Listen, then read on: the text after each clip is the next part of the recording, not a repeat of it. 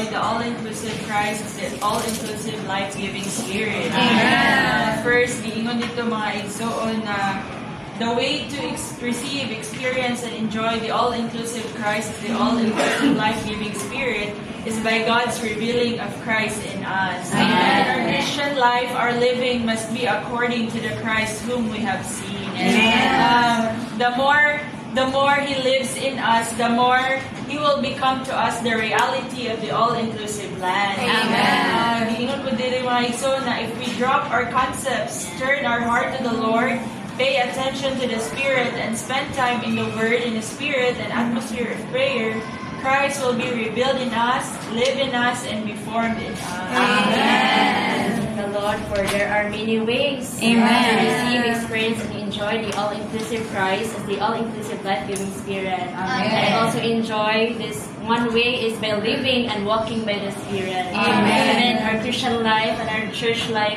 depends on the Spirit.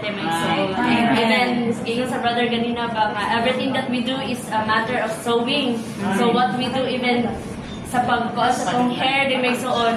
We sow to others, they make so on. Oh Lord, na para ba is what we sow is what we reap. So it is really a matter of our living and walking in the Spirit, they make so on. And in this way, by our walking and our living in our Spirit, we can really receive the experience and enjoy the all-inclusive Christ as the all-inclusive life-giving Spirit. That Christ may be expressed and even formed in us. Amen. Lord.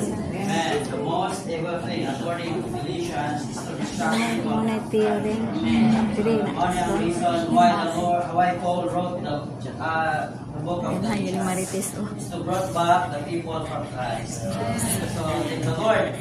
So, sa ato pong experience ba, though outwardly we are not in religion. But in our experience, the influence of religion is in us.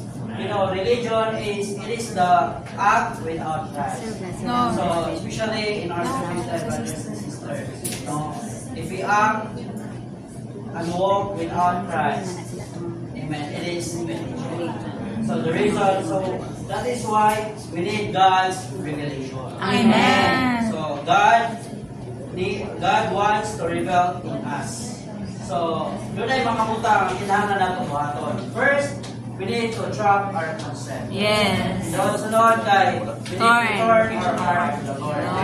Let's pay attention to our spirit. Amen. Pray reading His Word. Amen. So in that way, mga igsoon, Christ revealed in us. Amen. Then mo po na yung magdala na to na ma-experience, ma-receive, ma-experience, o ma-enjoy na to in an all-inclusive Christ. Amen. Amen.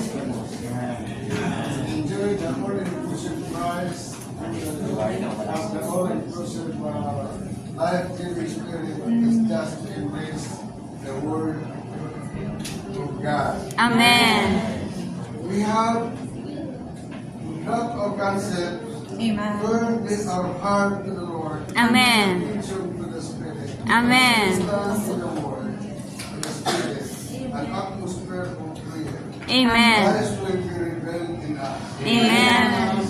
And form in us. Amen. We'll just